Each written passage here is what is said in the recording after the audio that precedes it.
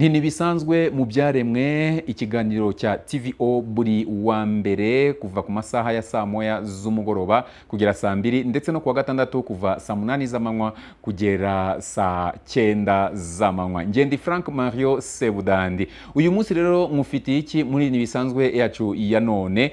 Ngiye kuza muri bwa buryo bwo gutyaza ubwenge. Ngiye kugenda nkubwira inyuguti ku yindi, hanyuma wowe icyo uri bukore niki uraza kumfasha kuvumbura ijambo riri buve mu nyuguti ndibuze kuza kukubwira. Hasi hariya muri comment uraza kutwandikira amagambo avuyemo. Hanyuma rero biragusaba iki? Fata ikaramu yawe n'urupapuro, hanyuma ugende wandika inyuguti ku yindi, tugendane kuko ntabwo ndi bubashe gusubiramo. Kuko ninsubiraho ndaba nkukopeje. Ndavuga rimwe gusa ngenda wowe wandika, hanyuma ushireho comment hasi aho ngaho. Twagiye.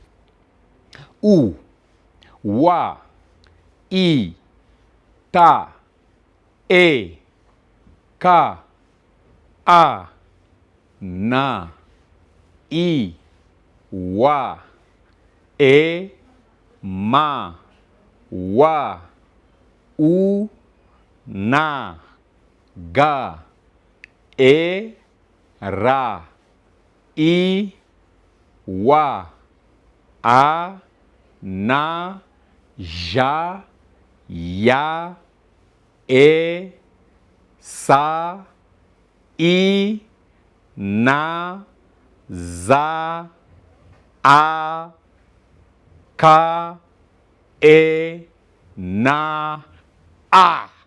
Ngayo rero izo nizo nyuguti nkuhaye, hanyuma uraza kuvumbura ese na yahe magambo uri buze kuza gushira hasi hariya muri content. Mukurikire Ntibisanzwe mu byaremwe buri wa mbere na buri wa gatandatu, saa moya kuwa mbere, saa 8 kuwa gatandatu. Ngendi Frank Mario Sebudandi.